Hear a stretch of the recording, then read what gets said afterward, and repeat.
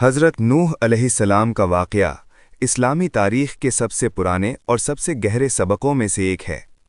कुरान मजीद में इस वाक़ये को बार बार बयान किया गया है, इसलिए नहीं कि ये सिर्फ़ एक अतीत की कहानी है, बल्कि इसलिए कि हर दौर का इंसान इसमें अपना अंजाम देख सके।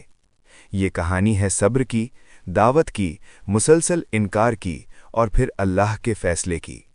एक बहुत पुराना दौर, इंसानियत अपने शुरुआती सफ़र में थी। नूह अलैहिस्सलाम की कौम अल्लाह को भूल चुकी थी। उन्होंने नेक लोगों की याद में बनाए गए बुतों को माबूद बना लिया। वद, सुआ, यगूस, यऊक और नस्र ये सिर्फ नाम नहीं थे, ये शिर्क की जड़ें थीं। हज़रत नूह अलैहिस्सलाम अपनी कौम के सामने खड़े होते हैं। ना कोई ताज, ना कोई हुकूमत, सिर्फ एक पैगाम, ऐ मेरी कौम, अल्लाह की इबादत करो, उसके सिवा तुम्हारा कोई माबूद नहीं। साल गुजरते गए, दहाइयाँ बदलीं, सदियाँ बीत गईं।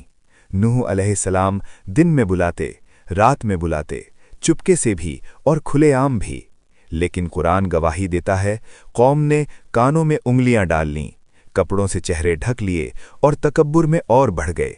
ये सिर्फ नाफरमानी नहीं थी, ये हठ धर्मिता थी। एक रात वही नाजिल होती है। आवाज़ सख्त थी लेकिन इंसाफ से भरी हुई।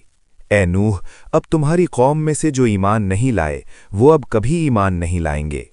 ये किसी भी नबी के लिए सबसे भारी लम्हा होता है, लेकिन अल्लाह का हुक्म हर जज्बे से ऊपर होता है। फिर एक और हुक्म आया, हैरान कर देने वाला। हमारी निगरानी में और हमारी वही के मुताबिक एक कश्ती बनाओ। चारों तरफ सूखी ज़मीन, कोई दरिया नहीं, कोई समुंदर नहीं, और नूह अलैहिस्सलाम कश्ती बना रहे हैं। कौम गुजरती है, हंसती है, तंज करती है, ए नूह, अब नबी नहीं बढ़ई बन गए। नूह अलैहिस्सलाम सिर्फ इतना कहते हैं, आज तुम हंसते हो, कल हम